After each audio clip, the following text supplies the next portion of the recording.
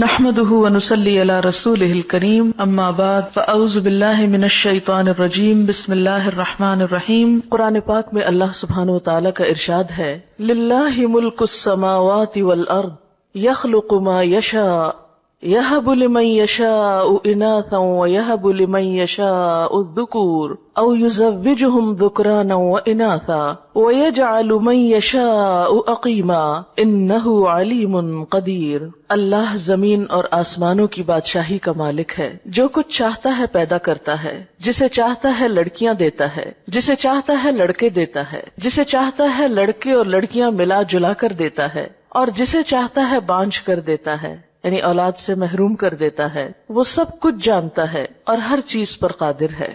سورۃ الشورى کی آیت نمبر 49 اور 50 میں نے آپ کے سامنے پڑھی ہے۔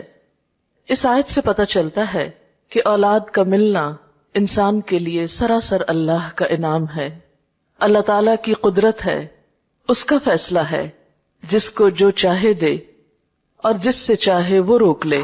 اولاد انسان کے لیے خوشیوں کا باعث ہوتی ہے، انسان کی آنکھوں کی ٹھنڈک ہوتی ہے، انسان کے بڑھاپے کا سہارا ہوتی ہے، انسان کی تنہائیوں میں، انسان کے غموں میں اس کی غمخوار ہوتی ہے۔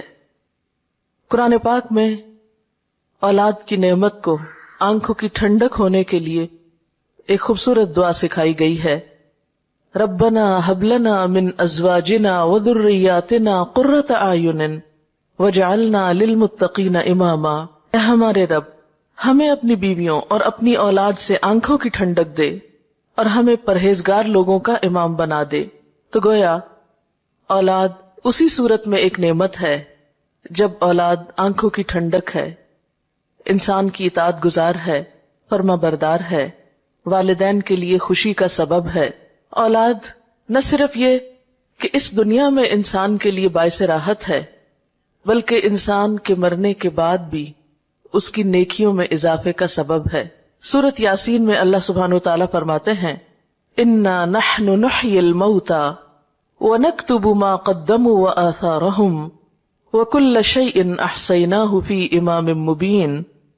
بے شک ہم مردوں کو ضرور زندہ کریں گے اور ہم لکھ رہے ہیں جو کچھ وہ آگے بھیجتے ہیں اور جو وہ اپنے پیچھے آثار چھوڑ رہے ہیں، اور ہر چیز کو ہم نے ایک کھلی کتاب میں لکھ رکھا ہے۔ تو انسان اپنی زندگی میں جو کچھ کرتا ہے، اپنے ہاتھوں جو کما کے آگے بھیجتا ہے، اس کا بدلہ بھی کل قیامت کے دن پائے گا، اور اس کے علاوہ انسان اپنے پیچھے جو نشان یا آثار چھوڑتا ہے، کل قیامت کے دن جا کر ان آثار کا بدلہ بھی پائے گا۔ اپنے پیچھے چھوڑے جانے والے آثار میں سب سے بڑا اثر یا سب سے بڑا نشان خود انسان کی اولاد ہے۔ ایک حدیث میں آتا ہے رسول اللہ صلی اللہ علیہ وسلم نے فرمایا جب انسان فوت ہو جاتا ہے تو اس کا اپنا نامہ اعمال بند ہو جاتا ہے، یعنی اب خود عمل کرنے کے قابل نہیں رہتا۔ 3 چیزیں ایسی ہیں جو اس کے بعد بھی باقی رہتی ہیں، ان میں نمبر 1 نیک اولاد ہے، یعنی انسان خود عمل نہیں کر سکتا، لیکن نیک اولاد جو اچھے کام کرتی ہے وہ مرنے کے بعد بھی والدین کو فائدہ دیتے ہیں، خصوصاً ان کی دعا۔ تو فرمایا نیک اولاد جو اپنے والدین کے لیے دعائیں کرتی ہے۔ نمبر 2 صدقہ جاریہ، یعنی اچھے کاموں میں مال کا خرچ کرنا جو مرنے کے بعد بھی انسانیت کی بھلائی اور فلاح کے لیے منصوبے جاری رہیں، یعنی ان منصوبوں میں خرچ کرنا جو انسانیت کی فلاح و بہبود کے ہوں اور انسان کے مرنے کے بعد بھی جن کا سلسلہ جاری رہے۔ اور نمبر 3 وہ علم جس سے فائدہ اٹھایا جائے، یعنی دوسرے انسانوں کی زندگی میں جو روشنی لائے۔ اللہ سبحانہ وتعالی نے ہم سب کو تاکید کی ہے کہ ہم صرف اپنے آج کے لیے کام نہیں کریں، اپنے کل کے لیے بھی کریں۔ ہم صرف اپنی ذات پر توجہ نہ دیں، اپنی اولاد کو بھی قابل توجہ سمجھیں۔ ہمارے لیے صرف ہمارے اپنے اعمال ہی نہیں، ہماری اولاد کے اعمال بھی ہمارے حق میں یا خلاف حجت بن سکتے ہیں۔ جہاں اولاد انسان کے لیے نیکیوں میں اضافے کا سبب ہے، وہاں قیامت کے دن بعض اولاد دشمن کا کردار ادا کرے گی۔ اولاد کو قرآن میں دشمن بھی بتایا گیا ہے کہ ان من ازواجکم و اولادکم فتنہ، تمہاری اولاد اور تمہارا مال جو ہے وہ تمہارے لیے فتنہ ہے۔ ان من ازواجکم و اولادکم عدو لکم، تمہاری اولاد اور تمہاری بیویوں میں سے بعض تمہارے دشمن بھی ہو سکتے ہیں۔ حدیث میں آتا ہے کہ قیامت کے دن ایک انسان آئے گا جس نے بہت نیکیاں کی ہوں گی، لیکن اس کو بتایا جائے گا کہ اس کی اولاد اس کی نیکیاں کھا گئی۔ جس طرح دنیا میں انسان کی اولاد کی خامیاں یا بدعمالیاں یا بد کرداریاں والدین کی عزت پر بٹا لگانے والی ہوتی ہیں، اسی طرح قیامت کے دن بھی بعض لوگوں کی اولاد ان کے لیے وبال جان ہوگی۔ تو والدین اور اولاد کا باہم تعلق ایسا ہے جسے آپ ختم نہیں کر سکتے، کاٹ نہیں سکتے۔ یہ خون کا رشتہ ایسا رشتہ ہے کہ جسے اگر بظاہر آپ آنکھ بھی کر دیں تو وہ آپ اپنے سے الگ نہیں کر سکتے، نظروں سے دور کر کے بھی دل سے دور نہیں کر سکتے۔ تو انسان کی خیر اور بھلائی اسی میں ہے کہ وہ اپنی اولاد کو اپنی زندگی کی سب سے بڑی دولت سمجھے، سب سے بڑی نعمت سمجھے، کیونکہ اولاد جیسی نعمت انسان خرید نہیں سکتا، ادھار نہیں لے سکتا، کہیں سے مانگ کے نہیں لا سکتا۔ بسا اوقات لوگ اڈاپٹ کرتے ہیں لیکن اس میں اپنی اولاد جیسی تو بات ہی نہیں ہوتی، وہ جذبات اور وہ احساسات ہی نہیں ہوتے، وہ تعلق بنتا ہی نہیں جو خون کے رشتوں کے ساتھ ہوتا ہے۔ اللہ سبحانہ وتعالیٰ فرماتے ہیں وَلْتَنْظُرْ نَفْسٌ مَا قَدَّمَتْ لِغَدٍ، ہر شخص کو دیکھنا چاہیے کہ اس نے اپنے کل کے لیے کیا کیا ہے، اپنے کل کے لیے کیسے عمل کیے ہیں، یعنی خود اپنے اعمال کی شکل میں بھی اور اپنی اولاد کی شکل میں بھی۔ اگر انسان اپنے پیچھے نیک اولاد چھوڑ کر جاتا ہے تو وہ ہر نماز میں اپنے والدین کے لیے دعا کرتے ہیں۔ نماز کے اختتام پر مشہور دعا جو سب کو آتی ہے، اس کا معنی کیا ہے؟ رب اجعلنی مقیم الصلاۃ ومن ذریتی ربنا وتقبل دعا ربنا اغفر لی ولوالدی وللمؤمنین یوم یقوم الحساب۔ اے رب مجھے اور میری اولاد کو نماز کا پابند بنا، قائم کرنے والا بنا۔ اے ہمارے رب دعا قبول فرما، اے ہمارے رب مجھے بخش دے، میرے والدین کو بخش دے اور سارے مومنوں کو بخش دے جب حساب قائم ہو۔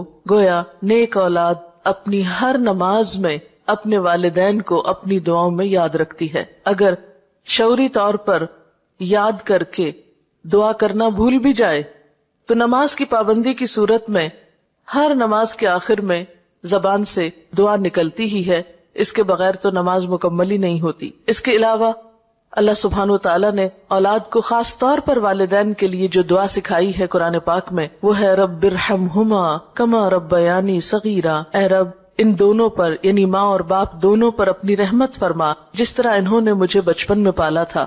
گویا اسلام میں اولاد کی یہ ذمہ داری ہے کہ وہ والدین کے ساتھ اچھا سلوک کرے، حسن سلوک کرے، اور اسی حسن سلوک میں سے ہے کہ وہ والدین کی جہاں خدمت کرے وہاں ان کے لیے دعائیں بھی کرے، ان کے ساتھ اچھا معاملہ بھی کرے۔ اسی طرح ایک اور حدیث سے ہمیں پتہ چلتا ہے کہ ایک شخص جب فوت ہو جاتا ہے تو برزخ میں اس کا درجہ بلند کیا جاتا ہے۔ وہ پوچھتا ہے کہ یا رب یہ میرے درجے کی بلندی کیسے ہوئی؟ تو اسے بتایا جاتا ہے کہ تمہارے بعد تمہاری اولاد جو دعا کر رہی ہے تمہارے لیے، اس کی وجہ سے یہاں تمہارا درجہ بلند ہو رہا ہے۔ تو والدین کی دعائیں اولاد کے لیے اور اولاد کی دعائیں والدین کے لیے قبول ہوتی ہیں، لیکن یاد رکھیے کہ یہ سب کچھ انسان کو اسی وقت نصیب ہو سکتا ہے جب انسان اپنی ذمہ داری پوری کرے۔ یعنی اگر ہم اپنی اولاد کی تربیت کے لیے کوشش کریں گے، اس کے لیے محنت کریں گے، دعائیں مانگیں گے، اس چیز پر توجہ دیں گے تو انشاءاللہ اولاد بھی اچھی ثابت ہوگی۔ ہاں بہت کم ایسا بھی ہوتا ہے کہ والدین اپنا فرض پوری طرح ادا کرتے ہیں لیکن اولاد معاشرے یا ماحول کے اثر سے والدین کا حق ادا نہیں کرتی۔ تو ہم دیکھتے ہیں کہ دنیا کے جتنے بھی نیک لوگ گزرے ہیں انہوں نے صرف اپنی نیکی کی فکر نہیں کی بلکہ اپنے ساتھ اپنی اولاد کی نیکی کی بھی فکر کی ہے، اور خاص طور پر مرتے وقت انہیں یہ فکر کم تھا کہ ہماری اولاد کھائے گی کہاں سے، رہے گی کہاں پر، یہ فکر زیادہ تھا کہ ہماری اولاد ہمارے بعد کام کیسے کرے گی۔ اور اس میں ہم دیکھتے ہیں حضرت ابراہیم اور حضرت یعقوب علیہ السلام کی مثال، وَوَصَّى بِهَا إِبْرَاهِيمُ بَنِيهِ وَيَعْقُوبُ يَا بُنَيَّ إِنَّ اللَّهَ اصْطَفَى لَكُمُ الدِّينَ فَلَا تَمُوتُنَّ إِلَّا وَأَنْتُمْ مُسْلِمُونَ۔ ابراہیم علیہ السلام نے اور یعقوب علیہ السلام نے اپنے بچوں کو وصیت کی۔ وصیت کہتے ہیں مرنے سے پہلے انسان اپنی اولاد کے حق میں کچھ تاکیدیں کر جائے۔ انہوں نے اپنی اولاد کو کیا وصیت کی کہ اے میرے بچوں، اللہ نے تمہارے لیے اس دین کو چن لیا تو تمہیں موت ہرگز نہ آئے مگر یہ کہ تم مسلمان ہو، یعنی ہمارے بعد تم حالت اسلام پر ہی زندہ رہنا۔ پھر فرمایا ام کنتم شہداء اذ حضر یعقوب الموت، کیا تم اس وقت حاضر تھے جب یعقوب علیہ السلام کو موت آئی، اذ قال لبنیہ، جب انہوں نے اپنے بچوں سے کہا ما تعبدون من بعدی، میرے بعد کس کی عبادت کرو گے، قالوا نعبد الہک و الہ آبائک ابراہیم و اسماعیل و اسحاق الہا واحدا ونحن له مسلمون، کہ ہم تیرے الہ، تیرے باپ دادا ابراہیم، اسماعیل اور اسحاق علیہم السلام کے الہ کی عبادت کریں گے جو ایک ہی الہ ہے، اور ہم سب اسی کے فرما بردار اور اسی کے تابعدار ہیں۔ اسی طرح ہم دیکھتے ہیں کہ لقمان نے اپنے بچے کو وصیت کی اور اس نے اپنے بچے کو عمدہ اخلاق سکھائے، جس کا ذکر ہمیں قرآن پاک میں بھی ملتا ہے۔ ان کے بارے میں آتا ہے وَلَقَدْ آتَيْنَا لُقْمَانَ الْحِكْمَةَ أَنِ اشْكُرْ لِلَّهِ، اور آگے جا کر وہ اپنے بچے کو بہت ساری نصیحتیں کرتے ہیں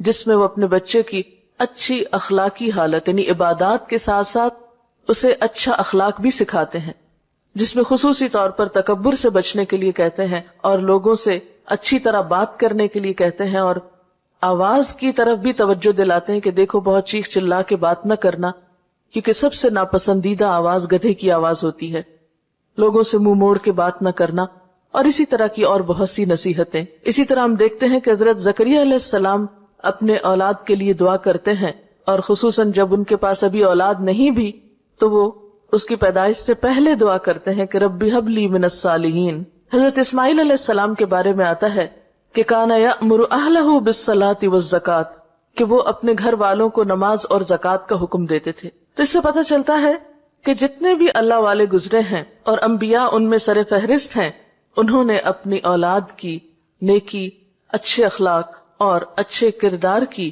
ہمیشہ فکر کی، اور اس کی انہیں تلقین بھی کرتے رہے۔ جہاں وہ خود ان کے لیے ایک عملی نمونہ تھے، ایک اچھی مثال تھے، وہاں اس کے ساتھ ساتھ انہوں نے اس کی خاص طور پر فکر بھی کی۔ اور یاد رکھیے کہ اچھی تربیت اولاد کا حق ہے۔ والدین اپنی اولاد کے لیے جو کچھ بھی کماتے ہیں، جو کچھ بھی چھوڑتے ہیں، جو بھی فکر کرتے ہیں، ان میں سب سے بہترین تحفہ جو ماں باپ اپنے بچوں کو دے سکتے ہیں وہ اچھی تربیت کا تحفہ ہے۔ رسول اللہ صلی اللہ علیہ وسلم نے فرمایا کوئی والد اپنی اولاد کو اس سے بڑھ کر تحفہ نہیں دے سکتا جتنا بہترین تحفہ اچھا ادب اور اچھا اخلاق ہے۔ یعنی ماں باپ اولاد کو جو سب سے خوبصورت گفٹ یا بہترین تحفہ دے سکتے ہیں وہ اچھا ادب اور اچھا اخلاق ہے، کیونکہ اولاد کا اچھا سلوک اور اچھا برتاؤ سب سے بڑھ کر والدین ہی کی خوشی کا سبب ہوتا ہے۔ کیونکہ اگر آپ اولاد کو اچھا اخلاق سکھاتے ہیں تو وہ اچھا اخلاق سب سے پہلے خود آپ ہی کے کام آئے گا، کیونکہ سب سے قریبی رشتہ تو آپ ہی کا ہے ان کے ساتھ۔ اور اسی طرح سب سے بڑا غم اور سب سے بڑا دکھ اور سب سے بڑی تکلیف اگر انسان کی زندگی میں کوئی ہو سکتی ہے تو وہ اولاد ہی کی ہو سکتی ہے۔ اس لیے اگر اولاد اچھی ہے تو انسان کے لیے ہر طرف خوشیاں ہی خوشیاں ہیں، خواہ اس کے پاس کھانے کو بہت نہ بھی ہو یا اس کے پاس بہت بڑی جائیداد نہ بھی ہو، لیکن اولاد کی فرما برداری، اولاد کی خدمت، اولاد کا اچھا سلوک والدین کے لیے بے پناہ خوشیوں اور راحت کا سبب ہوتا ہے۔ ایک اور روایت میں آتا ہے، یعنی رسول اللہ صلی اللہ علیہ وسلم نے فرمایا کہ آدمی کے لیے کسی کو خیرات میں ڈھیر سارا مال دینے سے بہتر ہے کہ اپنے بیٹے کی اچھی تربیت کرے اور اس کو نیک عادتیں سکھانے میں روپیہ خرچ کرے۔ یعنی حتیٰ کہ مال خرچ کرنے میں بھی انسان کو راہ بتائی گئی کہ بہترین جگہ جہاں انسان اپنا مال خرچ کر سکتا ہے وہ اولاد کی تربیت ہے۔ اس میں ہمیں ایک مشہور واقعہ تاریخ کا ملتا ہے ربیہ الرائی کا۔ ان کے والد نے شادی کی اور ابھی ربیہ اپنے والدہ کے پیٹ میں ہی تھے کہ باپ کو کہیں جانا پڑ گیا۔ اس دور میں مسلمانوں کی جو حکومت تھی وہ دور دور تک پھیلی ہوئی تھی۔ نبی صلی اللہ علیہ وسلم کی وفات کے تقریباً 1 سال کے اندر مسلمان مشرق و مغرب کے مالک ہو گئے تھے، اور ان کی مہم میں ایک طرف افریقہ کی طرف جا رہی تھی، دوسری طرف چین کی سرحدوں کو چھو رہی تھی۔ تو ایسے میں جو فوجیں اتنی دور دور جاتی تو وہ سال ہر سال تک واپس نہ آ سکتی تھی۔ تو ربیہ کے والد بھی کئی سال کے بعد جب پلٹے تو اپنی بیوی کو جو مال دے کر گئے تھے تو اس کا حساب مانگا اس سے۔ تو کہنے لگی کہ ابھی تم مسجد سے ہو کر آؤ پھر مجھ سے حساب کرنا، کیونکہ ایک اچھی خاصی رقم وہ چھوڑ کر گئے تھے. تو دیکھا واپس آئے تو کچھ بھی باقی نہیں. پوچھا کہ کہاں ہے پیسے؟ تو اس نے کہا کہ ابھی ذرا تم مسجد سے ہو کر آؤ. بہرحال وہ مسجد میں گئے تو دیکھا کہ ایک طرف ایک شخص بیٹھا لوگوں کو کچھ سکھا پڑھا رہا ہے اور اس کے ارد گرد لوگوں کا ایک جم غفیر ہے. تو بہت حیران ہوئے کہ یہ شخص کون ہے، یہ نوجوان کون ہے کہ جس کی بات میں اتنا اثر ہے اور جس کے ارد گرد اتنے لوگ ہیں. تو پتہ چلتا ہے کہ یہ انہی کا بیٹا ہے جس کی تعلیم و تربیت پر، یعنی باپ کے جانے کے پیچھے ماں نے اس کا سارا مال خرچ کیا اور بہترین توجہ دی. ماؤں کے اندر یہ جذبہ اور یہ کردار کیسے تھا؟ یعنی بعض اوقات ایسا ہوتا ہے کہ تربیت میں ماں تنہا رہ جاتی ہے، یہ ساری ذمہ داری ماں پر آ جاتی ہے. تو ایسے میں جہاں ماں کو یہ فکر ہونی چاہیے کہ اولاد کھائے کہاں سے، وہاں اس بات کی بھی فکر ہونی چاہیے کہ اولاد کی تعلیم و تربیت کیسے ہو. اب یہ ہے کہ تربیت کے ذمہ دار کون ہیں؟ اس میں یاد رکھیے کہ صرف ماں نہیں، باپ بھی ہے، دونوں ہیں. لیکن چونکہ ابتدا میں بچہ ماں کے ساتھ وقت زیادہ گزارتا ہے، اس لیے obviously ماں کی ذمہ داری کچھ زیادہ بنتی ہے. ورنہ نبی صلی اللہ علیہ وسلم نے فرمایا کلکم راعٍ وکلکم مسئول عن رعیتہ، تم میں سے ہر شخص نگران ہے، ذمہ دار ہے، رسپانسبل ہے، اور ہر شخص سے اس کی رعایا کے بارے میں، یعنی جو اس کے ماتحت لوگ ہیں، جو اس کے ساتھ ہے، ان کے بارے میں اس سے سوال کیا جائے گا. اور اس میں خصوصاً عورت کو بھی مینشن کیا گیا وَالْمَرْأَةُ رَاعِيَةٌ فِي بَيْتِ زَوْجِهَا وَمَسْئُولَةٌ عَنْهَا، اور عورت اپنے شوہر کے گھر میں نگران ہے اور اس سے اس کے بارے میں سوال کیا جائے گا. اور گھر میں سب سے قیمتی ترین چیز جو ہے وہ عورت کے یا ایک شخص کے بچے ہی ہو سکتے ہیں. یعنی گھر کی قیمتی ترین چیزوں میں سب سے قیمتی چیز انسان کی اولاد ہے. اب ہم یہاں یہ دیکھیں گے کہ پھر والدین اپنی اولاد کی تربیت کب شروع کریں اور تربیت کس موقع سے ہونی چاہیے، یعنی کب سے شروع ہونی چاہیے. تو بات یہ ہے کہ تربیت دنیا میں آنے سے پہلے سے شروع ہو جانی چاہیے. یعنی اولاد کی کیئر اور اولاد کو اچھے اخلاق اور اچھے کردار سکھانے کے لیے یہ نہیں کہ جب بچے بڑے ہو جائیں اور شروع میں ہم یہ کہتے رہیں کہ ابھی تو بچے چھوٹے ہیں، جب بڑے ہوں گے تو دیکھا جائے گا. نہیں، بچپن سے ہی، یعنی ان کی پیدائش سے پہلے ہی اس بات کی فکر کرنی چاہیے. اور پیدائش کے وقت تو ہر بچہ معصوم ہوتا ہے، جیسے حدیث میں آتا ہے کہ ہر بچہ فطرت پر پیدا ہوتا ہے. یہ اس کے ماں باپ ہوتے ہیں جو اس کو یہودی یا عیسائی یا کچھ اور بنا دیتے ہیں. اب ایک بچہ جو بالکل پاک صاف اور معصوم ہے، ایک صاف کتاب کی طرح ہے، اس کو آپ کیا بناتے ہیں یہ آپ پر ڈیپینڈ کرتا ہے کہ آپ اس کی تربیت کس طرح کرتے ہیں. جیسا کہ پہلے میں نے عرض کیا کہ تربیت کا آغاز یا تربیت کی ابتدا جو ہے وہ پیدائش سے پہلے ہونی چاہیے. لہذا ہم دیکھیں گے کہ دوران حمل، یعنی ایک بچے کی ولادت سے پہلے ماں کو کیسا کردار ادا کرنا چاہیے. اور اس بات کی جو تحقیق ہے کہ ولادت سے پہلے ہی بچے کے اوپر ماں کے جذبات اور احساسات اور اس کے رویے کے اثرات پڑنا شروع ہو جاتے ہیں، یہ معروف بات ہے اور ایک ثابت شدہ حقیقت ہے. ایک بزرگ کے پاس کوئی خاتون گئی یہ پوچھنے کے لیے کہ میں اپنے بچے کی تربیت کیسے کروں. تو انہوں نے پوچھا کہ بچے کی عمر کیا ہے. تو جب عورت نے بتایا تو کہا کہ تربیت کی عمر تو گزر چکی، اس لیے کہ تربیت تو پیدائش سے پہلے شروع ہوتی ہے. کیونکہ بعض جگہوں پر آتا ہے کہ 3 سال میں بچے کی ابتدائی شخصیت مکمل ہو جاتی ہے، بعض جگہوں پر 5 سال کا ذکر آتا ہے، بعض 7 سال کہتے ہیں. یعنی بچہ اپنی عمر کے ابتدائی حصے میں جو کچھ جذب کر جاتا ہے وہ بعد کی زندگی میں اتنا نہیں کرتا. اگر یہ نہیں کہ وہ وقت ختم ہو جاتا ہے، بڑے ہو کر تربیت ہو نہیں سکتی، لیکن اہم ترین وقت جو ہے وہ پیدائش سے پہلے اور پیدائش سے بعد کا ہے. پیدائش سے پہلے یا دوران حمل جو ہے اس میں ماں کے جو بھی احساسات اور جذبات ہوتے ہیں وہ بچے پر براہ راست اثر انداز ہوتے ہیں، کیونکہ بچہ اپنی غذا لینے میں، اپنے تمام چیزوں میں مکمل طور پر ماں پر انحصار کر رہا ہوتا ہے. جب ماں کے خون سے وہ غذا لے رہا ہوتا ہے اور خون انسان کے سارے جسم میں گردش کرتا ہے، تو جو انسان کے سوچیں ہوتی ہیں یا غم یا غصہ یا خوشی یا اطمینان یا پریشانی کی جو بھی کیفیت ہوتی ہے وہ اس خون کے ساتھ بچے تک بھی منتقل ہو رہی ہوتی. اسی طرح جب بچے کی نشو و نما ایک خاص حد تک پہنچ جاتی ہے اور وہ سننے لگتا ہے حتیٰ کہ یہاں تک کہا جاتا ہے کہ بیرونی آوازیں تک اس کو پہنچتی ہیں اور وہ ان آوازوں اور بیرونی ماحول کے اثرات بھی قبول کر رہا ہوتا ہے. اور اس کا باقاعدہ تجربہ کیا گیا کہ بچوں کو مختلف آوازیں سنائی گئی پریگنینسی کے دوران، اور پیدائش کے بعد بچے ان آوازوں سے مانوس تھے، لہٰذا جب وہ روتے تو ان کو وہی مخصوص آواز سنائی جاتی تو خاموش ہو جاتے، جیسے کسی خاص میوزک کی آواز یا کسی خاص ماحول کی جو اثرات ہیں. تو بچہ اگرچہ ابتدا میں بول نہیں سکتا، کچھ کر نہیں سکتا، صرف رو کر ہی اپنے سارے جذبات کا اظہار کرتا ہے، لیکن وہ بہت کچھ اس حال میں بھی سیکھ رہا ہوتا ہے، جذب کر رہا ہوتا ہے. اس میں سب سے پہلی اور بنیادی چیز جو ہے وہ نیک اولاد کی دعا ہے. یعنی پیدائش سے پہلے کثرت سے اولاد کی نیکی اور اچھے اخلاق کی دعائیں مانگنی چاہیے. یہ دعائیں ہمیں قرآن پاک سے ملتی ہیں. مثلاً رب ہب لی من الصالحین، اے اللہ مجھے نیک اولاد عطا کر. رب ہب لی من لدنک ذریۃ طیبہ، اے اللہ مجھے اپنے پاس سے پاکیزہ اولاد عطا کر. اسی طرح ربنا ہب لنا من ازواجنا وذریاتنا قرۃ اعین، اے اللہ ہمیں ہمارے شوہر مانگے تو بیوی کے لیے، ہمیں ہماری بیویوں اور ہماری اولادوں میں سے آنکھوں کی ٹھنڈک عطا کر. یہ دعائیں انسان کو ڈیورنگ پریگنینسی کثرت کے ساتھ پڑھنی چاہیے، خصوصاً نمازوں کے بعد. ایسا نہیں کہ کوئی خاص مخصوص وظیفہ ہے کہ کسی ایک کونے میں بیٹھ کے آپ روز 1000 تسبیح پڑھ لیں اور اس کے بعد جو چاہیں کریں. نہیں، اس کو ریگولرلی اپنی نمازوں کا حصہ بنا لیں، اور جب تک ولادت ہو نہیں جاتی اس وقت تک یہ دعا پڑھتے رہیں.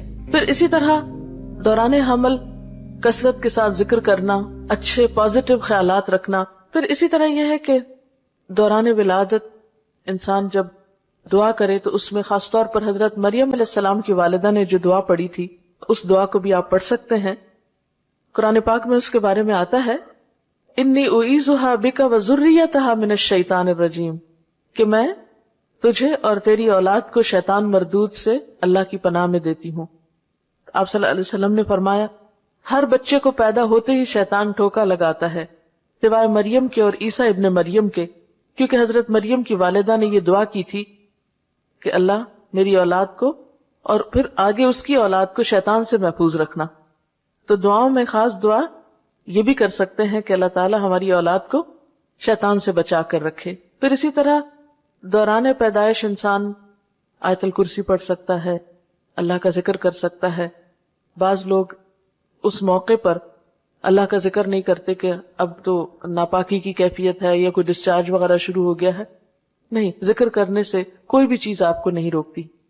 یعنی جب ولادت کا وقت قریب ہو تو اس میں انسان چل پھر رہا ہو یا ہاسپٹل میں ہو یا لیٹا ہوا ہو، کسی بھی مرحلے پر اللہ کے ذکر سے کوئی چیز آپ کو روک نہیں سکتی. آپ کو جو دعائیں یاد ہیں اللہ تعالیٰ کو پکار سکتے ہیں، درود شریف پڑھ سکتے ہیں، کلمہ پڑھ سکتے ہیں، آیت الکرسی پڑھ سکتے ہیں. جو بھی آپ ذکر کر کے اللہ سے دعا کرنا چاہیں کر سکتے ہیں. ایون جو آپ کے آس پاس ہیں، آپ کے ساتھ ہیں، آپ کے اٹینڈنٹ ہیں، وہ بھی آپ کے ساتھ اللہ کا ذکر کر کے آپ پر دم وغیرہ کر سکتے ہیں، سورۃ فاتحہ پڑھ سکتے ہیں، تاکہ مریض کو یا اس وقت کی جو تکلیف ہے اس میں ایک خاتون کو ریلیف ملے. اب یہ ہے کہ جب پیدائش ہو جاتی ہے تو اس کے بعد کیا کرنا چاہیے.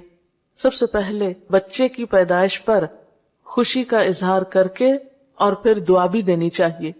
ایک دعا جو ہمیں سکھائی گئی وہ ہے بارک اللہ لک فی الموہوب لک وشکرت الواہب وبلغ اشدہ ورزقت برہ. کیا معنی اس دعا کا؟ اللہ تمہارے لیے اس بچے میں جو بھی تمہیں عطا ہوا ہے اس میں برکت پیدا کرے اور تم دینے والے کے شکر گزار بنو، اور یہ بچہ اپنی جوانی کو پہنچے اور تمہیں اس کی نیکی نصیب ہو. یعنی یہ اولاد تمہارے ساتھ نیکی کرنے والی ہو، تمہاری اطاعت گزار اور فرما بردار ہو. اسی طرح ہم دیکھتے ہیں کہ نبی صلی اللہ علیہ وسلم کو جب ان کے بیٹے حضرت ابراہیم کی ولادت کی خوشخبری ملی تو آپ نے خوشخبری لانے والے کو ایک غلام عطا کیا. آج کل ہمارے یہاں بھی رواج ہے نا کہ جو خوشخبری لے کر آتا ہے اس کو کچھ دیا جاتا ہے. بعض اوقات مثلاً کوئی نرس پیغام لے کر آتی ہے یا ڈاکٹر لے کر آتی ہے تو آپ کچھ نہ کچھ خوشی سے اس کو دیتے ہیں. تو یہ بھی ایک مسنون طریقہ ہے، اس کو اپنے اوپر بوجھ نہیں سمجھنا چاہیے. تو نبی صلی اللہ علیہ وسلم نے اتنا بڑا تحفہ ایک آنے والے کو دیا. اس طرح آپ کو یاد ہوگا کہ عربوں کے ہاں یہ عام رواج بھی تھا اور آپ صلی اللہ علیہ وسلم نے اس رواج کو ختم نہیں کیا. جیسے آپ کی پیدائش پر ابو لہب جو آپ کا چچا تھا، سویبہ جو لونڈی تھی، اس نے جب خبر دی آپ صلی اللہ علیہ وسلم کی پیدائش کی تو اس نے اشارے سے اس کو کہا کہ جاؤ تم آزاد ہو، یعنی اس غلام عورت کو آزاد کر دیا اس خوشی میں کہ اس نے بھتیجے کی پیدائش کی خوشخبری سنائی تھی۔ تو اس موقع پر خوشی کا اظہار کرنا، خوشی میں خواہ آپ مٹھائی کھلائیں، خواہ آپ کسی کو کوئی تحفہ دیں، کوئی ہدیہ دیں، کچھ بھی کریں، ایسا کرنا کوئی خلاف اسلام نہیں ہے یا کوئی لوکل رسم نہیں ہے، نہیں، اللہ کی نعمت کا ایک اظہار ہے۔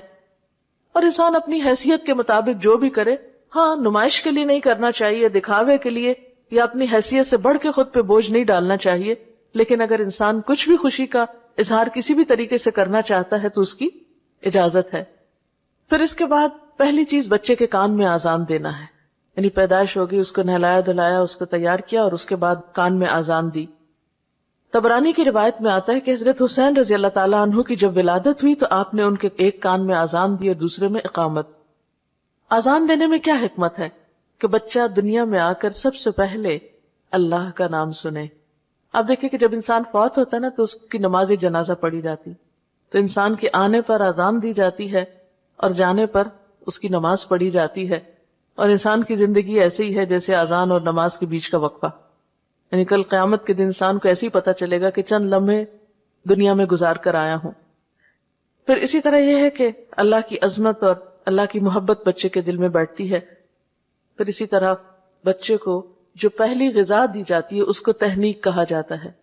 کہتے ہیں کہ جو انسان بھی بچے کو پہلی غذا دیتا ہے، اب تو فوراً ماں کے دودھ پہ ڈال دیتے ہیں یا کوئی بھی چیز دی جاتی ہے، تو چونکہ بچہ بالکل ایک نیو بورن جو ہوتا ہے وہ فریش اور ہر طرح کے اثرات قبول کر رہا ہوتا ہے، بالکل ایک معصوم سی چیز ہوتی ہے، تو جو انسان بچے کو پہلی غذا دیتا ہے تو اس انسان کی جو شخصیت ہوتی ہے وہ بھی اس کے ہاتھ سے جو ریز نکلتی ہیں اس کے جسم سے وہ بچے میں منتقل ہوتی ہیں۔ اس لیے آپ صلی اللہ علیہ وسلم کے پاس بچے پیدائش کے بعد لائے جاتے تھے اور آپ ان کو، جسے ہماری زبان میں گھٹی دینا کہتے ہیں، اور گھٹی سے مراد کو خاص دوا یا کاڑھا نہیں ہے یا کچھ، تھوڑا سا شہد بھی ہو سکتا ہے یا چبائی ہوئی کھجور بھی ہو سکتی ہے، لیکن ایسے شخص کی ہو جس کا اخلاق اور کردار جو ہے معروف ہو، کیونکہ بچے کی ابتدائی زندگی میں وہ چیز بھی اس کی شخصیت کا حصہ بننے والی ہے۔ اس میں ہم دیکھتے ہیں حضرت اسما فرماتی ہیں کہ عبداللہ بن زبیر جب پیدا ہوئے ان کے بیٹے تو میں نے ان کو آپ کی گود میں دے دیا، آپ نے خرما منگوایا یعنی خشک کھجور منگوائی، اس کو چبا کر اپنے لعاب کے ساتھ ان کے منہ میں لگا دیا۔ عموماً تالو میں ہلکا سا لگا دیتے ہیں، ایسا نہ ہو کہ جو بچے کے گلے میں پھنس جائے یا اتنا بڑا ٹکڑا نہ ڈال دیا جائے، بالکل معمولی سا جتنا بچے کی لینے کی سکت ہو اس کے مطابق، لیکن یہ کہ یہ بھی ایک طرح کی رسم ہوتی ہے اور یہ ایک سمجھے کہ اسلامی رسم ہے۔ حضرت عائشہ کا بیان ہے کہ آپ کے ہاں بچے لائے جاتے، آپ ان کے لیے تہنیک کرتے اور ساتھ دعا دیتے، تو جو شخص بھی بچے کو پہلی غذا دے رہا ہو اس کے ساتھ ساتھ بچے کو وہ دعا بھی دے۔ امام احمد بن حنبل کے ہاں بچے کی پیدائش ہوئی تو انہوں نے ایک نیک خاتون کے پاس اپنے بچے کو بھیجا جن کا نام ام علی تھا، اور ان سے اپنے بچے کی تہنیک کروائی۔ اسے بھی پتہ چلتا ہے کہ مرد کے علاوہ عورت بھی یہ کر سکتی ہے، یعنی یہ صرف مرد ہی نہیں کہ کوئی بہت بزرگ ہوں یا اللہ والے ہوں، گھر میں کوئی خاتون بھی ہو سکتی ہیں کوئی اچھے اخلاق اور کردار کی کہ جس کا آپ چاہیں کہ بچے کے اندر اس کی شخصیت کا بھی اثر جائے۔ پھر اس کے بعد یہ ہے کہ بچے کو دودھ پلانا بچے کا حق ہے، یعنی پہلی غذا کے بعد آپ اس کو نارملی سک کروا سکتے ہیں، خواہ دودھ نہ بھی ہو، جو کچھ بھی ہو اس میں، لیکن بچے کی ماں کے ساتھ ایک اٹیچمنٹ ہوتی ہے، 9 مہینے وہ ماں کے پیٹ میں رہا ہے، بالکل ایک دم سے ہٹا کے اس کو فیڈرز پہ ڈال دینا بچے کے ساتھ بہت بڑی زیادتی ہے اور ایک جذباتی دھچکا بھی ہے، لہٰذا ماں کو چاہیے کہ وہ اس کو دودھ بھی پلائے۔ قرآن پاک میں اللہ تعالیٰ کا حکم ہے وَالْوَالِدَاتُ يُرْضِعْنَ أَوْلَادَهُنَّ حَوْلَيْنِ كَامِلَيْنِ، مائیں اپنے بچوں کو 2 پورے سال دودھ پلائیں، یہ اس کے لیے حکم ہے لمن اراد ان یتم الرضاع، کہ جو بچے کے دودھ پلانے کا ارادہ رکھتا ہو۔ ہاں عربوں میں رواج یہ تھا کہ بعض اوقات خود نہیں مائیں دودھ پلاتی تھی، دایا کو دے دیا جاتا، جو شہر سے باہر بادیہ میں عورتیں بچوں کو لے جاتی، مخصوص قبیلے ہوتے تھے جو بچوں کو پالا کرتے تھے جن کی عورتیں خود صحت مند تھی، تو ان صحت مند عورتوں سے بچوں کو دودھ پلوایا جاتا اور بچے کی نشو و نما ایک کھلی آب و ہوا میں کی جاتی۔ وہ ان کا ایک کلچر تھا، ہمارے لیے ضروری نہیں کہ ہم بھی ایسے ہی کوئی طریقہ اختیار کریں، لیکن بہرحال رضاعت جو ہے یا دودھ کا پلانا جو ہے یہ بچے کا حق ہے. اور اس میں ہم دیکھتے ہیں کہ اس میں بہت سے اس کے طبی فائدے بھی بتائے جاتے ہیں، ماں کے لیے بھی فائدہ مند، بچے کے لیے. لیکن سب سے بڑی بات یہ ہے کہ بچے اور ماں کا ایک قلبی تعلق اور ایک ریلیشن شپ ڈیولپ ہوتا ہے، ایک قربت آتی ہے، ایک انڈرسٹینڈنگ ڈیولپ ہوتی ہے. یعنی ماں جب دودھ پلا رہی ہوتی ہے، وہ آدھا گھنٹہ پلا رہی ہے جتنی دیر، تو وہ ایک کلوزنس کا بھی احساس ہوتا ہے. اور پھر دوبارہ ماں کے سینے میں جو خیالات ہیں، افکار ہیں، اچھی پازیٹو سوچیں ہیں، وہ بھی دودھ کے ساتھ وہ بچے کے اندر ایک طرح سے منتقل کر رہی ہوتی ہے. کیونکہ انسان کی شخصیت پر، انسان کے اخلاق پر اس کا کھانا پینا بھی اثر انداز ہوتا ہے. مختلف قوموں کی جو عادات اور اخلاق اور کردار ہیں ان کے بارے میں بھی کہا جاتا ہے کہ ان کی غذا کا ان پر اثر ہے. تو اگر بچہ ماں کا دودھ لے رہا ہے تو ظاہر ہے کہ پھر ماں کے اثرات اس پر ہوں گے. اور پھر جانوروں میں بھی اگر آپ دیکھیں، اونٹ کے بچے کو اونٹنی کا ہی دودھ دیا جاتا ہے. اسی طرح گائے، بھینس اور باقی جانور بھی دوسروں کا دودھ لا کے نہیں پلایا جاتا. تو اسی طرح انسان کے بچے کو گائے بھینس کا دودھ پلانے سے پہلے جب تک ماں کا دودھ ہے تو ماں کا ہی دودھ پلایا جانا چاہیے. پھر اسی طرح بچے کا اچھا نام رکھنا چاہیے، کیونکہ قیامت کے دن انسان کے نام سے پکارا جائے گا، تو اچھا نام جو ہے وہ ضروری ہے. مثلاً ہم دیکھتے ہیں کہ حضرت زکریا علیہ السلام کو اللہ تعالیٰ نے جب اولاد کی خوشخبری دی تو ساتھ ہی بچے کا نام بھی بتایا اور فرمایا کہ ہم نے ایسا نام کسی اور کا نہیں رکھا، یہ دنیا میں ایک انوکھا نام ہے. یعنی اچھے نام میں معنی بھی اچھا ہو، اور اگر وہ ایک نیا نام ہو تو بھی اس میں کوئی قباحت نہیں. کیونکہ اللہ تعالیٰ نے حضرت یحییٰ علیہ السلام کا جب نام رکھا تو فرمایا ہم نے اس سے پہلے یہ نام کسی کو نہیں دیا. آپ صلی اللہ علیہ وسلم نے فرمایا قیامت کے روز تمہیں اپنے ناموں سے پکارا جائے گا، اس لیے اچھے نام رکھا کرو. اور حدیث میں آتا ہے اللہ کو تمہارے ناموں میں سے عبداللہ اور عبد الرحمن سب سے زیادہ پسند ہیں. اور آپ نے یہ بھی فرمایا کہ انبیاء کے ناموں پر نام رکھو. پھر اسی طرح بچے کے سر کے بال منڈوانا یہ 7ویں دن کیا جاتا ہے، اور اسلامی اعتبار سے یہ ایک پسندیدہ کام ہے. عربوں کے ہاں یہ ایک طریقہ جاری تھا جسے اسلام میں بھی جاری رکھا گیا، اور حضرت حسن اور حسین رضی اللہ تعالیٰ عنہما کے سر منڈوانے کا آپ نے حکم دیا. اور پھر بالوں کے وزن کے برابر چاندی بھی صدقہ کی، یعنی ساتھ ہی بچے کا صدقہ بھی نکالا جائے.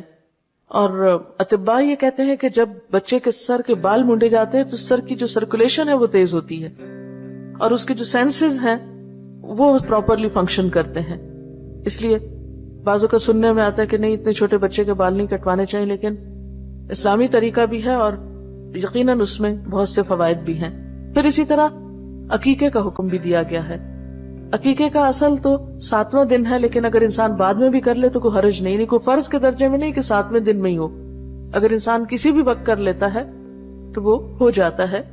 اور اس میں لڑکے کی طرف سے 2 بکرے اور لڑکی کی طرف سے 1، اور یہ کسی ڈسکریمنیشن کی وجہ سے نہیں. آپ دیکھیں کہ جو عرب لڑکی کو زندہ دفن کر دیتے تھے، اگر اس کی طرف سے 2 بکرے دینے ہوتے تو ان کے لیے اور زیادہ مشکل بات تھی، اس لیے ان پر بوجھ نہیں ڈالا گیا، انسانی نفسیات کی رعایت کی گئی ہے.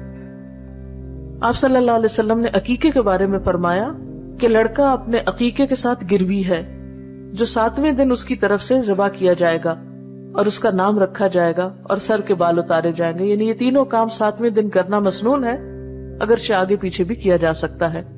عقیقے کے ساتھ گروی ہونے کا مطلب یہ کہ ایک طرح سے بندھا ہوا ہے. جب اس کی طرف سے یہ صدقہ ہو جاتا ہے تو گویا وہ ایک بندھن سے آزاد ہو جاتا ہے.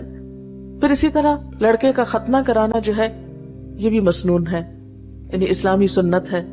آپ صلی اللہ علیہ وسلم نے فرمایا 5 چیزیں فطرت میں داخل ہیں: ختنہ کرنا، زیر ناف بال صاف کرنا، مونچھیں منڈوانا، ناخن تراشنا اور بغل کے بال اکھاڑنا.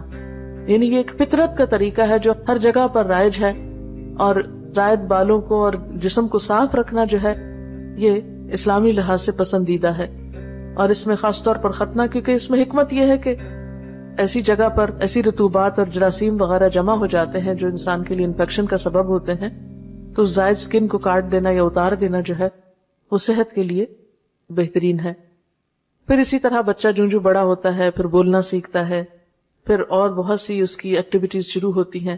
آپ نے دیکھا ہوگا کہ چند مہینے کے بعد بچہ شروع کر دیتا ہے، تو اس سے فالتو اور بیکار قسم کی باتیں کرنے کی بجائے اور صرف ہیلو بیبی سکھانے کی بجائے اللہ کا لفظ سکھائیں اور لا الہ الا اللہ کا، تو پہلا کلام اگر بچے کی زبان پر اللہ کا نام ہوگا انشاءاللہ تو اللہ تعالیٰ کا مقرب بھی ہو جائے گا کسی دن، اور ایک بنیاد اچھی پڑ جائے گی۔ آپ دیکھیے کہ بچے کی تربیت ایسے ہی ہے جیسے آپ ایک بیج ڈالتے ہیں زمین میں، جب اس کی ایک چھوٹی سی کمپل نکلتی ہے تو آپ اس کی کیئر کرتے ہیں، روشنی، اس کے پانی، اس کے ماحول، اس کو گرمی سردی سے بچا کر اس کی کیئر کرتے ہیں، اور مالی اس وقت تک اس کی نگہداشت کرتا ہے اس پودے کی جب تک کہ وہ پودا پوری طرح مضبوط نہیں ہو جاتا۔ اور پھر بھی آپ نے دیکھا ہوگا کہ جس باغ کے اندر کیئر کرنے والا مالی موجود ہو اس باغ کے پودوں کا رنگ ہی کچھ اور ہوتا ہے۔ اس کا فرق آپ یوں سمجھ سکتے ہیں جیسے ایک جنگل ہوتا ہے اور ایک باغ ہوتا ہے۔ ایک وہ باغ ہوتا ہے جو خود لگایا جاتا ہے، اور ایک جنگل ہے جو خود بخود اگ جاتا ہے۔ تو وہ بچے جن کی تربیت نہیں ہوتی، جن کی تراش خراش نہیں ہوتی، وہ ایک جنگل کی طرح بڑھتے ہیں، اور اسی طرح وہ بچے جن کی تراش خراش ہوتی ہے، تربیت ہوتی ہے، وہ ایک بہترین مالی کے لگائے ہوئے باغ کی طرح ہوتے ہیں جو ایک ایک پودے کا خیال رکھتا ہے اور اس میں زرد پتے بھی نکالتا ہے اور اس کی ٹرمنگ بھی کرتا ہے، اس کی شاخوں کو فالتو بکھرنے اور پھیلنے سے بھی بچاتا ہے اور خاص شیپ دیتا ہے، اس کو ایک ایک چیز کی فکر ہوتی ہے۔ تو بالکل تربیت کا عمل بھی ایک طرح سے ایک مالی کے عمل سے ملتا جلتا عمل ہے۔ اور پھر ہم دیکھتے ہیں کہ بچوں کی تربیت میں یہ نہیں کہ ہم نے شروع میں چند ایک یہ ریچولز کر دی اور ہم فارغ ہو گئے، نہیں، وہ تو زندگی بھر کا ساتھ ہے۔ جب تک بھی بچہ آپ کے ساتھ ہے آپ یہ کام کرتے چلے جائیں گے۔ پہلی چیز جو اب اگلے مرحلے پہ شروع ہوتی ہے وہ بولنا ہے۔ نبی صلی اللہ علیہ وسلم کا طریقہ کیا تھا؟ آپ نے فرمایا کہ جب تمہاری اولاد بولنے لگے تو اس کو لا الہ الا اللہ سکھا دو، پھر مت پرواہ کرو کہ کب مرے، اور جب دودھ کے دانت گر جائیں تو نماز کا حکم دو، یعنی 7 سال کی عمر میں۔ اسی طرح حدیث میں یہ بھی آتا ہے کہ آپ کے خاندان میں جب کسی بچے کی زبان کھل جاتی تو آپ اس کو سورۃ الفرقان کی دوسری آیت سکھاتے۔ وہ آیت ہے الذی لہ ملک السماوات والارض ولم یتخذ ولدا ولم یکن لہ شریک فی الملک وخلق کل شیء فقدرہ تقدیرا۔ وہ خدا جو آسمان اور زمین کی بادشاہی کا مالک ہے، جس نے کسی کو بیٹا نہیں بنایا، جس کے ساتھ بادشاہی میں کوئی شریک نہیں ہے، جس نے ہر چیز کی تخلیق کی اور پھر اس کی موضوع تقدیر مقرر فرمائی۔ تو نبی صلی اللہ علیہ وسلم اپنے خاندان کے بچوں کو جب بولنے پہ آ جاتے تو سب سے پہلی آیت یہ حفظ کروایا کرتے تھے۔ پھر اسی طرح ہم دیکھتے ہیں کہ تربیت کے کچھ اور بھی رہنما اصول ہیں، مثلا بچوں کے ساتھ محبت اور شفقت کے ساتھ پیش آنا۔ آپ صلی اللہ علیہ وسلم نے فرمایا وہ ہم میں سے نہیں جو بچوں کے ساتھ شفقت نہیں کرتا، بچوں کے ساتھ رحمت سے پیش نہیں آتا، اور جو ہمارے بڑوں کی عزت نہیں کرتا۔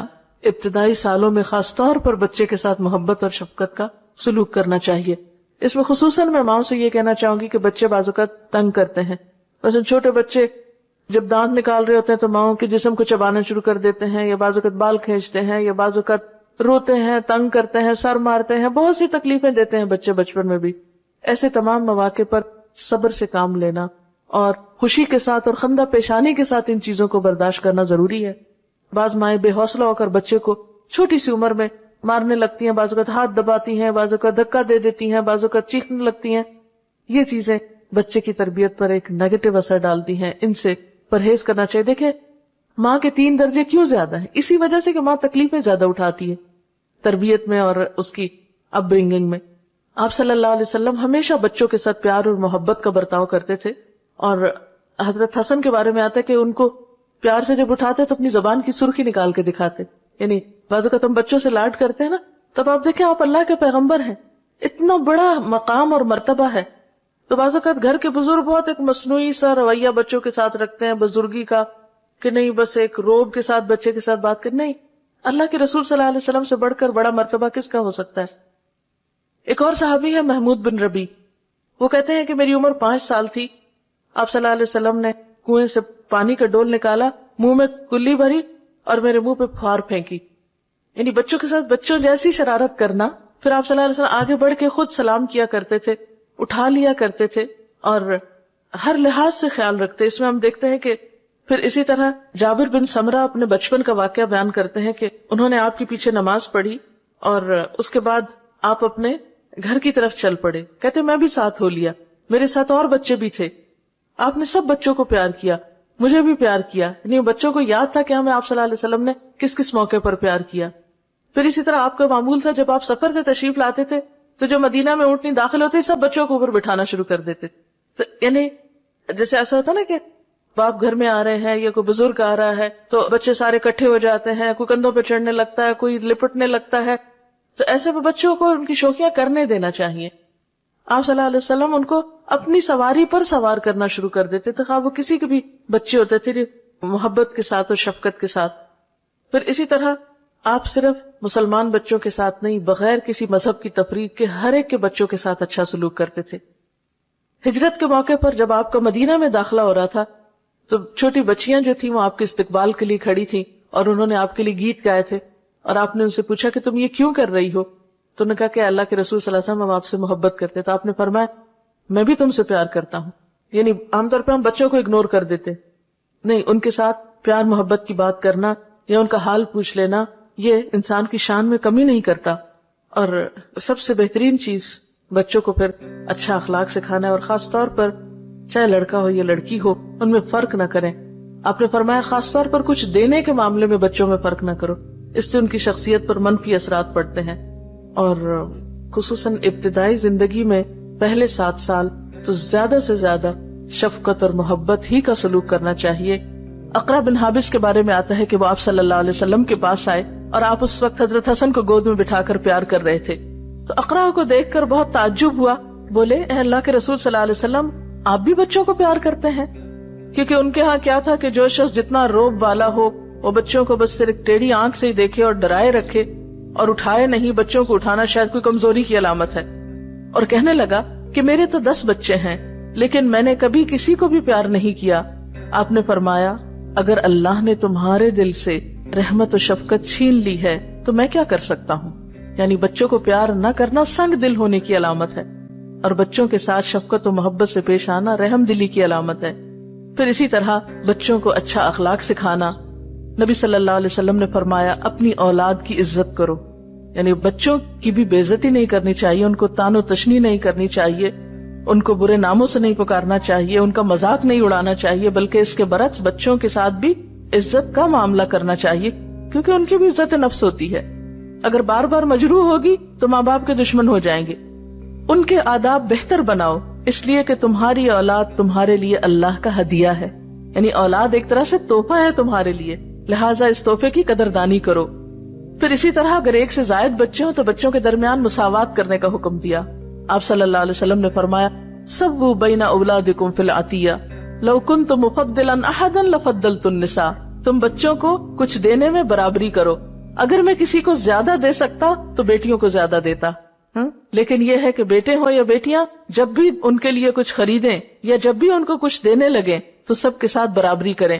بعض اوقات ایسا ہوتا ہے کہ کوئی ایک بچہ اپنی فرما برداری اچھے اخلاق کی وجہ سے والدین کا زیادہ پسندیدہ ہو جاتا ہے, یا چھوٹا بچہ جو ہوتا ہے وہ عموماً ماں باپ کو زیادہ پیار ہوتا ہے, یا بعض اوقات بڑا بچہ جو ہوتا ہے وہ زیادہ توجہ لے جاتا ہے. لیکن اپنے دلی جذبات اور اپنی توجہ کو ایک طرف رکھتے ہوئے دینے دلانے کے معاملے میں برابری کرنی چاہیے. محبت میں تو بسا اوقات برابری نہیں ہو سکتی کیونکہ انسان کے جذبات ہر ایک کے لیے مختلف ہوتے ہیں اور وہ انسان کے بس کی بات بھی نہیں ہوتی, لیکن اس کا اظہار کرنے میں بھی اعتدال سے کام لینا چاہیے. کیونکہ بعض اوقات ماں باپ ایک بچے کی تعریف دوسرے بچے کے سامنے اتنی زیادہ کرتے کہ دوسرے بچے احساس کمتری میں مبتلا ہو جاتے ہیں, یا یہ کہ وہ ماں باپ سے دور ہونے لگتے ہیں کہ ماں باپ کو ہم سے تو محبت ہے ہی نہیں. ایسا نہیں کرنا چاہیے, سب بچوں سے یکساں سلوک کرنا چاہیے. اور اگر کوئی بچہ بدتمیز بھی ہو یا اس کے اندر کوئی ایسی چیز بھی ہو تو صبر کے ساتھ درگزر کرنا چاہیے اور اس کو دوسروں سے زیادہ توجہ دینی چاہیے حتیٰ کہ وہ اور زیادہ قریب آ جائے اور اعتماد کرنے لگے ماں باپ پر. پھر اسی طرح بچوں کی تعلیم و تربیت کا اہتمام کرنا. حضرت عمر فرماتے ہیں کہ والد پر اولاد کے حقوق میں سے یہ بھی ہے کہ انہیں لکھنا پڑھنا سکھائے اور انہیں حلال خوراک مہیا کرے. یعنی تربیت میں ایک اہم چیز حلال خوراک یعنی حلال کھلانا ہے, کیونکہ بچوں کو اگر حرام پر پالیں گے تو وہ والدین ہی کے نافرمان ہوں گے. کیونکہ اگر آپ اللہ کی نافرمانی کر رہے ہیں تو آپ کے بچے آپ کے فرما بردار کیسے ہوں؟ اگر آپ ان کو لقمہ حلال نہیں دے رہے, لقمہ حرام دے رہے ہیں, تو ان کے اندر پھر خدا کی محبت کیسے پیدا ہو؟ پھر محض تعلیم اور محض تربیت اور محض درس کچھ نہیں کریں گے جب تک کہ رزق حلال کی طرف توجہ نہ کریں. پھر اسی طرح لڑکوں کے ساتھ ساتھ لڑکیوں کی بھی تربیت. نبی صلی اللہ علیہ وسلم نے فرمایا جس شخص نے 3 لڑکیوں یا 3 بہنوں کی سرپرستی کی، تعلیم و تہذیب سکھائی، ان کے ساتھ رحم کا سلوک کیا، یہاں تک کہ اللہ ان کو بے نیاز کر دے، یعنی ان کی شادی وغیرہ ہو جائے، اپنے گھروں میں چلی جائیں، تو ایسے شخص کے لیے اللہ نے جنت واجب فرما دی. یعنی بیٹوں کی تربیت بھی، لیکن بیٹیوں کی تربیت خوش دلی سے کرنا اور ان کو اپنے لیے بوجھ نہ سمجھنا. جیسے عام طور پہ آپ نے دیکھا ہوگا بچیاں جب جوان ہوتی ہیں، ذرا سی رشتے کی بات ہو رونے لگتی ہیں، ہم آپ پہ بوجھ ہے نا. تو یہ احساس نہیں ہونے دینا چاہیے بچیوں کو کہ وہ ہم پر بوجھ ہیں. خوش دلی کے ساتھ، محبت کے ساتھ جب تک رشتہ نہ آئے ان کی کیئر کرنا، خیال رکھنا، بہتر طریقے سے ان کی پرورش کرنا اور ان کی ضروریات کا خوش دلی سے خیال رکھنا، یہ سب کچھ نیکی میں شمار ہوتا ہے. حتیٰ کہ وہ مال جو انسان اپنی اولاد پر خرچ کرتا ہے اس کا اجر و ثواب کہیں زیادہ ہے بنسبت اس کے کہ جو کسی اور پر انسان خرچ کرتا ہے. اور تربیت میں ایک خاص چیز جو ہے، یا ایک چیز اگر آپ یاد رکھ سکیں تو انشاءاللہ اس سے بچوں کی نفسیات کو سمجھنے اور ان کے ساتھ معاملہ کرنے میں بہت سہولت ہو جائے گی. اس میں ایک مشہور مقولہ یہ ہے کہ والدین اپنے بچے کے ساتھ پہلے 7 سال کھیلیں، یعنی ان کے کھیل میں شریک ہوں یا ان کو کھیلنے دیں. اگلے 7 سال اسے نظم و ضبط سکھائیں، ڈسپلن سکھائیں، یعنی پھر سختی بھی کر سکتے ہیں. پھر اگلے 7 سال اس کے دوست بنے رہیں، یعنی گویا جب بچہ 14 سال کا ہو جائے تو اس کے ساتھ دوستوں والا معاملہ کریں، اعتماد میں لیں. عموماً بچیاں والدین کو کچھ بتاتے ہوئے گھبراتی ہیں، تو اگر بچیوں کے ساتھ یا والد کی بچوں کے ساتھ دوستی ہوگی تو وہ اپنی باتیں آ کے شیئر کریں گے. اور اگلے 7 سال پھر آزاد چھوڑ دیں، 21 سال کے ہو جائیں تو پھر ان کو بہت روک ٹوک نہیں کریں. اور وہی وقت ہوتا ہے جب شادی ہوتی ہے، تو شادی کے بعد پھر بچوں کے معاملات میں انٹرفیئر کرنا اور ان کو پریشرائز کرنا، اب یہ کرو اب وہ کرو، نہیں، اب چھوڑ دیں، اب ان کو اپنی زندگی بسر کرنے دیں. اب جہاں تک پہلے 7 سال کا تعلق ہے تو اس میں بچوں کو آپ بہت زیادہ چیزوں کا پابند نہیں کریں، تھوڑا بہت پڑھنا لکھنا سیکھیں، شروع کریں، لیکن بہت بوجھ نہیں ڈالیں. لیکن جب 7 سال کا ہو جائے تو پھر نماز کے لیے کہنا شروع کریں. 10 سال تک نماز کی عادت ڈالیں، اور اگر ایک کے بعد ایک نماز سکھائیں، مثلاً ایک نماز، اور پھر اس میں بھی آپ ساتھ لے کے کھڑے ہوں، اکیلے حکم نہ دیں جاؤ نماز پڑھ لو، یہ بہت سختی نہیں کریں. 10 سال کی عمر تک نماز میں بھی سختی سے روکا گیا ہے. اور اس کا یہ مطلب نہیں کہ پھر پڑھنے کوئی نہ کہیں یا ڈسپلن نہ سکھائیں، نہیں، ڈسپلن تو سکھائیں گے. 3 سال آپ کو لگیں گے. 10 سال کی عمر تک انشاءاللہ ایک کے بعد ایک، مثلا 6 مہینے میں ایک نماز کی عادت ڈالیں. لیکن جس نماز کی عادت ڈالیں پھر وہ چھوڑنے نہ دیں، اس کا خاص دھیان رکھیں، واچ کریں کہ وہ بچہ مس نہ کرے. کیونکہ اگر ایک دن بھی وہ نہیں پڑھتا تو اس کا مطلب یہ ہے کہ اس کو یہ سمجھ آ جائے گی کہ پڑھے یا نہ پڑھے بات برابر ہے. 1 سے شروع کریں، 2 پہ لائیں، 2 سے 3 پہ، 3 سے 4 پہ، 4 سے 5 پہ. 10 سال کی عمر تک اگر فجر کے وقت نہیں بھی اٹھتا تو جس وقت اٹھے اس وقت نماز پڑھوا دیں.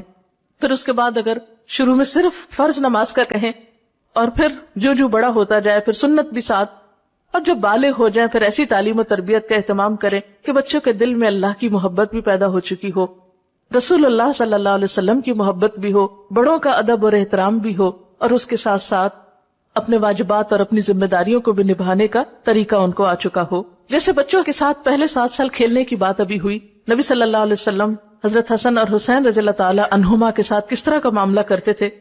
حدیث میں آتا ہے کہ جب آپ نماز پڑھ رہے ہوتے تھے تو یہ دونوں آپ کی پیٹھ پہ چڑھ جاتے. آپ اس وقت تک سجدے سے سر نہ اٹھاتے تھے جب تک وہ خود نہ اتر جاتے، یعنی کہ ہاتھ مار کے گرا دیتے یا کوئی اور پکڑنے آ جاتا، اوہ دیکھو اللہ کے رسول صلی اللہ علیہ وسلم نماز پڑھے، پکڑو ان کو، چھینو ان کو.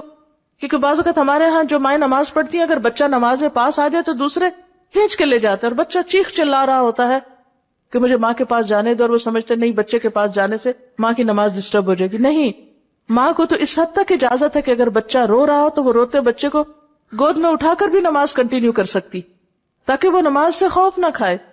بہت سے بچے دین سے اس لیے بھاگ جاتے ہیں کہ اب ماں نماز پڑھی اور لمبی نماز پڑھ رہی ہے اور بچہ بلا رہا ہے، اس کو کوئی جواب نہیں مل رہا. اب وہ قرآن پڑھ رہی ہے تو پڑھ رہی ہے، بچہ بلا رہا ہے، رو رہا ہے، اس کو بھوک لگی ہے یا اس کو ٹوائلٹ جانا ہے یا کچھ اور، ماں اٹھ نہیں رہی. یا وہ اپنی دوستوں میں بیٹھی اور باتیں کیے جا رہی ہے، ٹیلی فون کال آ گئی ہے، 15 منٹ آدھا گھنٹہ اس کا ٹیلی فون پہ جا رہا ہے اور بچہ رو رو کے وہیں قدموں میں سو گیا. تو یہ چیزیں درست نہیں. بچہ ماں کی سب سے پہلی پرائرٹی ہونی چاہیے. اور پھر نبی صلی اللہ علیہ وسلم سے بڑھ کر کس کی عبادت ہو سکتی ہے، کس کی نماز میں اس سے بڑھ کر خشوع و خضوع ہو سکتا ہے. لیکن آپ نماز کے سجدے سے سر نہ اٹھاتے تھے جب تک بچے خود نہ اٹھ جاتے. بعض اوقات کسی بچے کے رونے کی آواز آتی تو آپ نماز مختصر کر دیتے تھے لمبی نماز نہیں پڑھاتے تھے یعنی جماعت کے ساتھ. اسی طرح حضرت امامہ جو آپ کی نواسی تھی حضرت زینب کی بیٹی، ان کے بارے میں آتا ہے کہ آپ صلی اللہ علیہ وسلم بعض اوقات ان کو کندھے پر بٹھا کے نماز شروع کر دیتے، یعنی قیام میں کندھے پہ بٹھا لیتے تھے. یعنی صرف لڑکوں کو نہیں، اگر چھوٹی بچی بھی ہے تو مرد کی نماز میں کوئی خلل نہیں ہے اس سے. اور وہ آپ کے ڈائریکٹ اپنے بچے نہیں تھے، بیٹی کے بچے تھے، نواسے تھے، لیکن اس کے باوجود بھی آپ ان کے ساتھ محبت و شفقت کا معاملہ کرتے حتیٰ کہ نمازوں کے دوران بھی. پھر اسی طرح بچوں کو ڈرانے دھمکانے سے پرہیز کرنا چاہیے. عام طور پہ مائیں جب کوئی بات بچے نہ مانے تو وہ بلی آ جائے گی، وہ کتا آ جائے گا، وہ جن آ گیا، وہ فلاں آ گیا. بچے تو بچے ہوتے ہیں، ان کو خوف اور محبت کا نہیں پتا ہوتا، یہ ماں باپ ہی ان کے دلوں میں ڈالتے ہیں. تو بچوں کو بزدل نہ بنائیں چھوٹی چھوٹی چیزوں سے ڈرا کر. اور پھر یہ کہ خاص طور پر جھوٹ بول کر، کہ کوئی چیز ایسی ہو نا جس سے ڈرا کے آپ بچے کو کوئی بات منوا رہے ہو، کیونکہ نبی صلی اللہ علیہ وسلم نے بچوں کے ساتھ بھی جھوٹ بولنے سے منع فرمایا ہے. ایک صحابی کے بارے میں آتا ہے کہ انہوں نے آپ کی موجودگی میں بچے کو بلایا کہ ادھر آؤ میں کچھ دیتی ہوں. آپ نے فرمایا کیا دینا ہے تم کو؟ اس نے کہا کچھ بچے کو کھانے کی چیز دینی. آپ نے فرمایا اگر تم نے بچے کو بلا کر یہ چیز نہ دی ہوتی تو تمہارے حق میں تمہارے اعمالنامے میں جھوٹ لکھا جاتا. اسی لیے بچوں کے ساتھ جھوٹے وعدے نہیں کرنے چاہیے. اچھا تم یہ کرو تو تم کو یہ لے کر دیں گے، وہ بچہ کام کر لے اور اس کے بعد آپ اپنے وعدے سے مکر جائیں. یا تو آپ اتنے لمبے چوڑے وعدے کریں ہی نہ، کیونکہ بچے بعض اوقات مطالبے کرتے ہیں، اچھا ہم یہ کریں، آپ یہ کریں گے ہمارے ساتھ، تو آپ صاف کہتے ہیں نہیں یہ نہیں ہوگا. ڈسپلن اسی چیز کا نام ہے. جو کرنا ہے وہ بتا دیں یہ ہو سکتا ہے، اور جو نہیں کرنا وہ نہیں ہو سکتا. پھر اسی طرح بعض اوقات مائیں بچوں کے بارے میں ان کے سامنے ان کی موجودگی میں تبصرہ شروع کر دیتی ہیں. باپ کے گھر داخل ہوتے ہی بچوں کی شکایتیں اللہ اعلان ہونے لگتی ہیں، یا بعض اوقات اپنی دوستوں سے ڈسکس کر رہی ہوتی ہیں اور بچوں کے سامنے ہی. یہ چیزیں بچے کی عزت نفس کو مجروح کر دیں. ہم بعضوں کو سوچتے ہیں تو بچہ ہی، اس کو کیا خبر. نہیں، بچے کو بہت پتا ہوتا ہے. اور آج کے بچے تو شاید ہم سے بھی زیادہ ذہنی طور پر ان کا آئی کیو لیول جو ہے وہ بہتر ہے. اور ڈسپلن سکھانے میں یہ بات نہیں ہے کہ اس کی ہر جائز ناجائز خواہش پوری کر دیں یا ضد پوری کر دیں. نہیں، کبھی پوری کریں اور کبھی نہیں. اچھائی برائی کی پہچان دیں. کچھ چیزوں میں پھر آپ کو صبر سے کام لینا ہوگا. مثلا بعض بچوں کی عادت ہی ہوتی ہے کہ ماں باپ نے کوئی بات نہیں مانی، رونا دھونا شروع کر دی، رو دھو کے بات منوا لی. اب جب آپ بے جا ضد ایک دفعہ پوری کر دیتے تو ان کو بھی ایک طریقہ ہاتھ آ جاتا ہے کہ جو بات یہ نہیں مانتے ویسے تو رو کے منوا لی جائے. تو اس میں پھر آپ کو صبر و تحمل سے کام لینا. اگر آپ نے ایک دفعہ کسی چیز میں نہ کہہ دی تو پھر کسی قیمت میں ہاں نہیں ہونی چاہیے. لیکن نہ کہنے سے پہلے سوچ سمجھ کر نہ کریں. یہ نہیں کہ ہر چیز پہ قسمیں کھانا شروع کر دیں یا نہ یا ہاں شروع کر دیں. اس میں ماں کا اپنا کردار بے حد اہم ہے. تو ہمیں تربیت میں صرف جذباتیت سے کام نہیں لینا، بہت سوچ سمجھ کے ساتھ، اور اس موضوع پر مختلف چیزوں کا مطالعہ کرتے رہنا، پڑھتے رہنا، لوگوں سے مشورہ کرتے رہنا، تربیت کا طریقہ سیکھنا. عربی کا ایک محاورہ ہے کہ جس کے پاس خود کچھ نہیں وہ کسی دوسرے کو کچھ نہیں دے سکتا. یعنی مثلا اگر میرے پاس پانی نہیں، میرا گلاس خالی ہے، تو میں کسی کو پانی کیا پلا سکتی ہوں؟ اگر میرا ظرف خالی ہے، میرا سینہ خود اللہ کی محبت سے خالی ہے، میری عقل خود دین کے علم سے آری ہے، اللہ کی محبت اور دین کا علم کہاں سے سکھا سکتی ہوں؟ اس لیے ماں کا پڑھا لکھا ہونا، ماں کو مسلسل سیکھتے رہنے کی ضرورت ہوتی ہے. یعنی کہ ایک پڑھی لکھی ماں جو ہے پڑھی لکھی جنریشن لائے گی. اس لیے بچیوں کی تعلیم جو ہے وہ تو لڑکوں سے بھی زیادہ اہم ہے. لیکن آج ہم تعلیم کا مطلب سمجھتے ہیں کہ کچھ پڑھ لکھ کر انسان کو نوکری کر لے، کچھ کمائی کر لے. نہیں، اس کے لیے تو ہنر ہوتا ہے. اسلام میں تعلیم و تربیت انسان کو انسان بنانے کے لیے ہوتی ہے، انسان کی عقل اور روح اور جذبات کی بہترین نشو و نما کے لیے ہوتی ہے. پھر اسی طرح بعض اوقات بچے کو مارنے کی ضرورت بھی پڑتی ہے. اگرچہ 10 سال کی عمر میں مارنے کی اجازت ہے، لیکن اس کی بھی کچھ شرائط ہیں. ایک تو یہ کہ شدید غصے کی حالت میں نہیں مارنا چاہیے. پھر اسی طرح 10 سال کی عمر سے پہلے نہ مارا جائے. پھر اسی طرح چہرے اور سینے اور پیٹ پہ نہیں مارنا چاہیے. پھر اسی طرح 3 ضربوں سے زائد نہیں لگانی چاہیے. ایسی ضرب نہیں جس سے نشان پڑ جائے بچے پہ. اور اگر کبھی ایسی ضرورت پڑے تو تنہائی میں بچے کے ساتھ آپ ایک آدھ لگا سکتے ہیں. لیکن لوگوں کے بیچ میں بیٹھے بیٹھے ادھر سے دھپ مارا، ادھر سے ہاتھ مروڑے، ادھر سے کان کھینچے، ادھر سے بال کھینچے، ادھر سے دھکا دے دیا، یہ سب بہت ہی زیادتی کی باتیں ہیں. یہ تربیت کے لیے سخت نقصان دہ ہیں، کیونکہ جس کی آپ عزت نہیں کر رہے اس کی آپ تربیت کر ہی نہیں سکتے. تربیت کرنے کے لیے بھی دوسرے کو اعتماد میں لینا اور اس کو عزت دینا بے حد ضروری ہے. اور اس میں صرف ڈانٹ ڈپٹ یا صرف اصول قاعدے ہی نہیں چلیں گے، اس میں سٹوری ٹیلنگ جو بے حد اہم ہے. انبیاء علیہ السلام کے قصوں سے شروع کریں، صحابہ کرام کے قصے سنائیں، اور دنیا کے بڑے بڑے انسانوں کے قصے جنہوں نے دنیا میں کچھ بڑے بڑے کام کیے، تاکہ بچوں کے سامنے اچھے رول ماڈلز آئیں، ان کو بھی محنت کا شوق پیدا ہو. پھر اسی طرح یہ ہے کہ بچوں کو بہت زیادہ ناز و نام کا عادی نہیں بنانا چاہیے، کیونکہ یہ بچوں کی اپنی ہی زندگی کے لیے نقصان دہ ہو جاتا ہے. اس میں بچوں کو اپنے ہاتھ سے کام کرنے کی عادت اور اسی طرح خصوصاً نیکی کے کام کی عادت، اس میں ان کے ہاتھ سے صدقہ بھی کروایا کیجیے. ضرورت مند رشتہ داروں کو دلوانا، بڑوں کو گھر میں عزت دینا. کھانے کا وقت ہے تو یہ نہیں بچوں کو ہمیشہ اہمیت دیں اور کہ بچے انا پہلے کھا لیں، نہیں، بڑوں سے شروع کریں. وہ بڑوں کو اہمیت دیں، بڑوں کو جگہ دیں، بڑوں کے لیے کھڑے ہوں، بڑوں کی عزت کریں. یہ سب کچھ ماں سکھائے گی بچے کو. اگر بچوں میں کچھ کھٹ پٹ ہو گئی تو ہر ماں جا کے اپنے بچے کی حمایت کرنا شروع کر دی گئی، یہ جاننے کی کوشش نہیں کرتی کہ ہو سکتا ہے کہ قصور اس کے بچے کا ہو. تو ہمیشہ عدل و انصاف سے کام لینا چاہیے، اپنے بچوں کے درمیان بھی اور اپنے بچوں اور رشتہ داروں کے بچوں میں بھی اگر کوئی کھٹ پٹ ہو جائے. اسی طرح حکمت و دانش سے کام لینا ہوگا.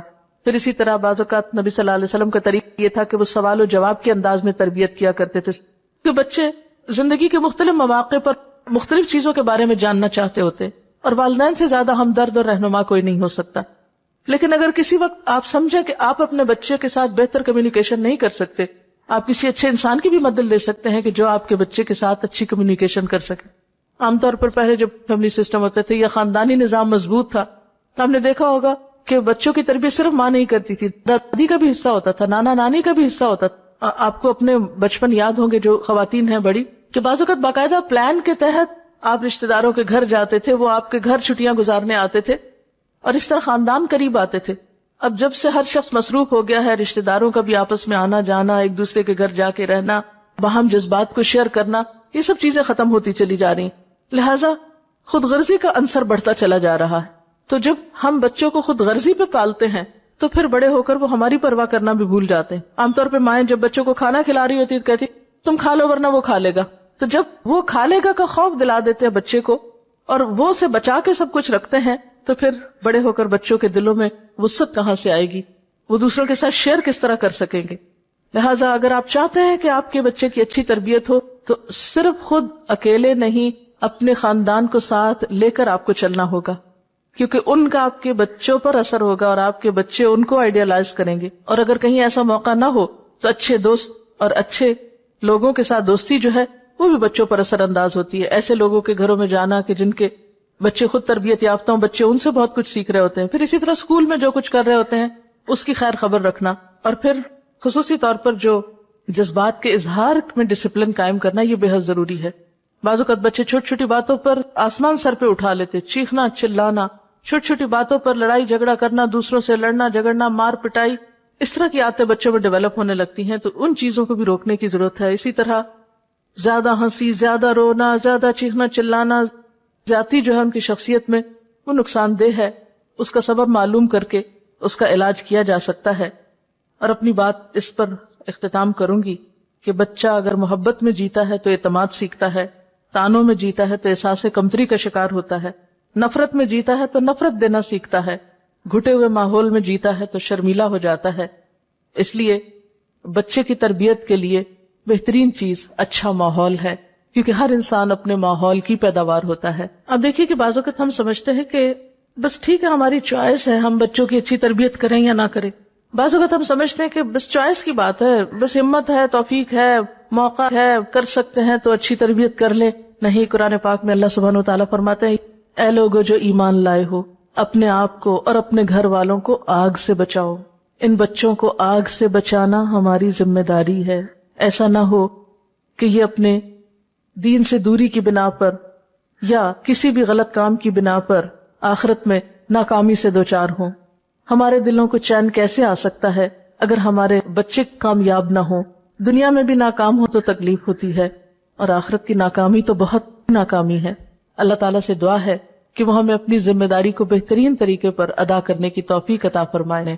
وآخر دعوانا ان الحمد للہ رب العالمین.